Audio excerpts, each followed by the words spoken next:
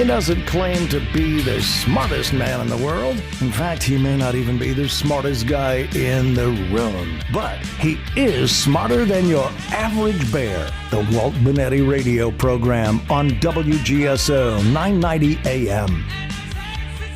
Hey, welcome back. Thanks again for spending part of your Friday with us, almost the weekend. Early voting began on Tuesday. It continues today and tomorrow, and then takes a little break on Sunday. Got to give the government and employees a day off, right? And then continues Monday and Tuesday.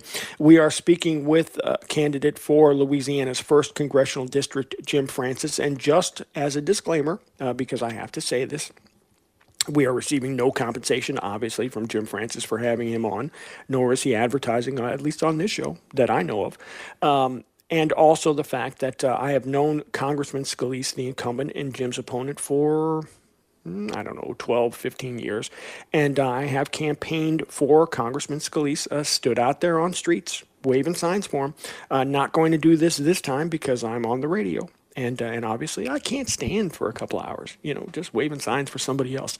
I could barely do that for myself if I ran for office, but have to get that out there, so the knuckleheads don't call and say, hey, you campaigned for Steve Scalise. Well, not this year. But we are welcoming all candidates on and giving them an opportunity to get their message across. And we want to welcome back Jim Francis again. And your website is pretty comprehensive as far as listing the votes and things like that you disagree with Congressman Scalise on. And one of the problems, the issues that I've had with Congressman Scalise, and I would tell him this, is the fact, and Congressman Richmond as well, as they have pledged allegiance to their parties and moved up within the party structure, I think they have paid less and less attention to Louisiana and to the congressional district. How would you combat that? Well, first of all, transparency. I would absolutely be holding as many town halls as humanly possible. Open door policy. I like to actually take the calls when people call. I want to hear what's important because I know that our voices are not heard in Louisiana, especially with Steve Scalise. Nice guy, but he's just not doing what he tells us that he's doing. And that is a big issue with me. I mean, look what's happening in Louisiana. I mean, he could be helping us with the health care. He could be providing ideas on real immigration reform. He could be, providing ideas on how to fix the ethics issue that's in our government right now. There are so many things, but like you said, they do seem to shrink who they actually listen to and support. One fantastic example, I think, is the Affordable Care Act. How important it is, the expansion of Medicaid, how much it has helped us, covering pre-existing conditions. We've got 20 states right now, Republican-led states, that are suing to get rid of the Affordable Care Act. The coverage of pre-existing conditions is so popular that these governors who are now part of this lawsuit are now making these political ads saying that they are fighting to protect your pre-existing conditions. So there's a huge disconnect there. They aren't listening. And that's the one thing I can truly promise to do. And I'm not always going to vote as a Democrat. I'm not always going to vote in favor of Republican policies. I'm going to do what's right for Louisiana. I'm very moderate, but I'm also a very safe alternative to Steve Scalise. Yeah, I had some major issues with the Affordable Care Act, but I did agree with the pre-existing conditions policy and the fact that I think that helps people. And I was also for, and just as a matter of record, because you may not know, I was a lifelong Republican until about 4 years ago when I changed parties to a Libertarian. But I was also for the expansion of Medicaid within Louisiana because I think that has helped people. And that's what government should do when it has to. There are times when people need things and they need health care. So on that point, I definitely agree with you. And I agree. And Jindal really held up the ball on that. So I have to give kudos to John Bell Edwards. First day in office, over 320,000 Louisiana citizens received health care, possibly for the first time in their lives. We're going to go to the phone lines now. Michael in Metairie. How you doing, Michael? Hey, Walt. I think it would be one of the greatest mistakes to let this gentleman, to vote for this gentleman, and I'll tell you why. It's because, for one, we would be trading the third most powerful guy in Congress with a neophyte, a new guy. And not only that, he would be the congressman of the biggest parish, which would be Jefferson, which would really help John Bel Edwards. John Bel Edwards is on his last, he's in his last days right now. He's not going to be put back in office, and we know that. And the Democratic Party is fighting for that hard. And this particular gentleman is backed by guys like John Cummings and people like that, which are just a disaster for the state. And he can't ever really give you a straight answer on what he's going to do and how he feels. He won't do that.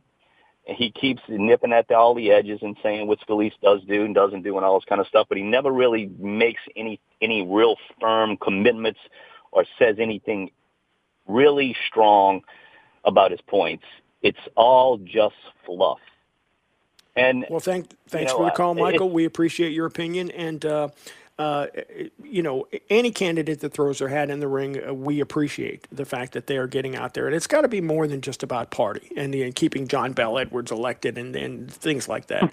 But tell us, Michael made a point that you kind of nip around the edges, and I think when I read your website, I mean, yeah, you talked about a lot of votes where you disagree, and I think that is important, how you can contrast yourself against the incumbent, because you don't really have a track record yet. You can just say, here's what I hope to do, and here's where I differ. And I don't think there's anything wrong with that. Absolutely. And the National Party, I have issues with. I'm not a huge fan of. Jefferson Parish has endorsed me. It's the teachers that I'm focused on. It's the quality of the education.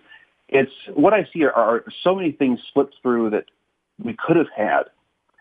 And that's what really bothers me. And one of the issues I have also are people who are getting older and they're in careers in industries that are failing or potentially on the decline dramatically. I've got specific ideas on how to help them transition at no cost to themselves to get the training that they need to move into more productive careers.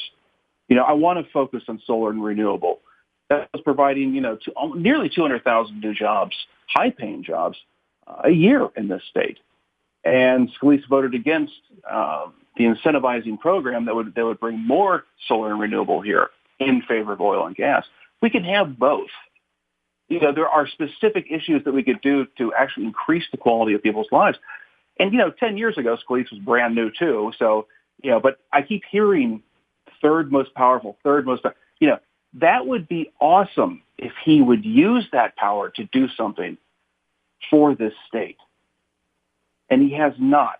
We've seen repeatedly what he's done against the veterans, what we've seen on workers' rights, the anti-union, not supporting public education, wanting to do so many things in the favors of corporations, but not for the common middle-class guy. I'm a middle-class guy. I'm from the middle class. I'm not some rich guy, I see it from the ground level, what's affecting people and what most people talk about and what they wish that would be changed. And that's what I would bring light to. In the last minute or so that we have, tell people how they can get involved with your campaign, about your website, any social media that you're on, and how, I said, they can get involved and try to help you. Absolutely. JimFrancisForCongress.com, all spelled out, no number 4. It's JimFrancisForCongress.com. Facebook, I have a large presence there. Same thing, JimFrancisForCongress.com. My Twitter account is very active, and that is JimFrancisLA01. We have 5 teams of volunteers going throughout the district right now, knocking on doors, spreading the word, things like that. I just want people to know that there is an alternative to Steve Scalise. And that's my goal, is to get representation for Louisiana. Well, we appreciate you, Jim, for giving people an option. And obviously they don't need to always vote for the incumbent. especially if Exactly. the incumbent isn't doing such a great job. And you point out some of the differences that you have with Congressman Scalise on your website. So I encourage everybody to visit that. We're going to take a quick break for the news, and we will continue with the Walt Benetti Radio program on WGSO 990 AM, WGSO.com, and the TuneIn Radio app. I just want to see that smile.